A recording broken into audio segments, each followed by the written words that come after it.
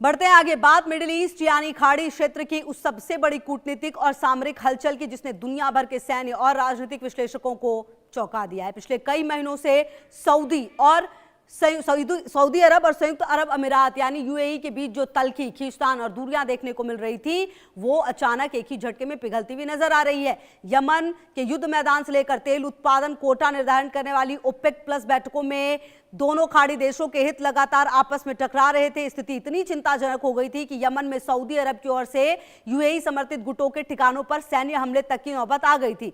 लेकिन 21 जुलाई की शाम 7 बजे सोशल मीडिया प्लेटफॉर्म एक्स पर एक ऐसी कूटनीतिक घटना घटी जिसने पूरे पश्चिम एशिया के सुरक्षा समीकरण को बदल कर रख दिया।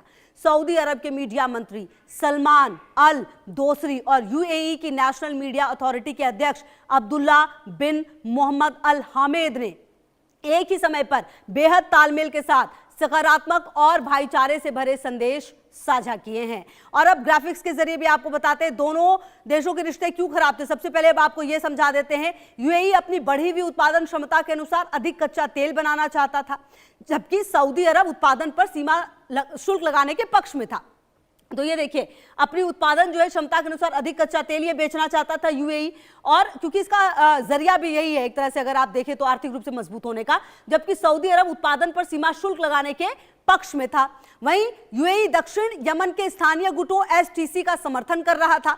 वहीं सऊदी अरब ने यूएई समर्थित गुटों के ठिकानों पर हमले भी किए थे। अगर आप देखें ये पूरी परिस्थिति हम बता रहे हैं आपको कि क्यों खराब थे संबंध। वहीं ईरान, इजरायल और क्षेत्र के अन्य देशों के साथ दोनों के दृष्टिकोण जो है वो अलग थे। खाड़ी में मुख्य नेतृत्वकर्ता के रूप में स्थापित करने की होड़ ने दूरियां बढ़ा दी थी दोनों के बीच में। दोनों पक्षों से जुड़े मीडिया समूहों की बयानबाजी से कड़वाहट लगातार गहरी होती चली गई। तो ये वो कारण है जो हम आपको बता रहे हैं कि आखिरकार क्या वो कारण थे जो दोनों देशों के रिश्तों में खटास देखने को मिली। अब आपको यह भी बता देते हैं कि आखिरकार ये रिश्ते अच्छे क्यों होने लगे। ये भी अब आपको ग्राफिक्स के जरिए हम बताते हैं।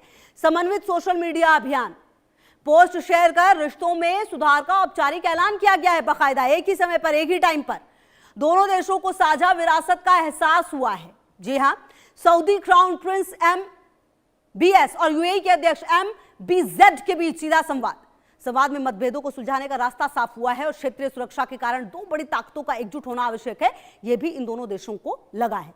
वैश्विक आर्थिक अनिश्चितता के दौर में साथ आना जरूरी है। दोनों सरकारों ने मीडिया को मतभेद वाली रिपोर्टिंग रोकने को कह दिया है। तो कुल मिलाकर ये वो तमाम कारण थे जो अब सामने आए हैं और अब इन कारणों पर काम किया जा रहा है और कहा यह जा रहा है कि अब ये दोनों देश एक साथ एकजुट होते हुए नजर आएंगे। तो सऊदी और यूएई के बीच में आप कह सकते हैं कि क्या ये जो बर्फ जो सालों से थी वो पिघलती हुई नजर आएगी और क्या ये दोनों ताकतें एक साथ आएंगी, ये भी देखना बेहद महत्वपूर्ण।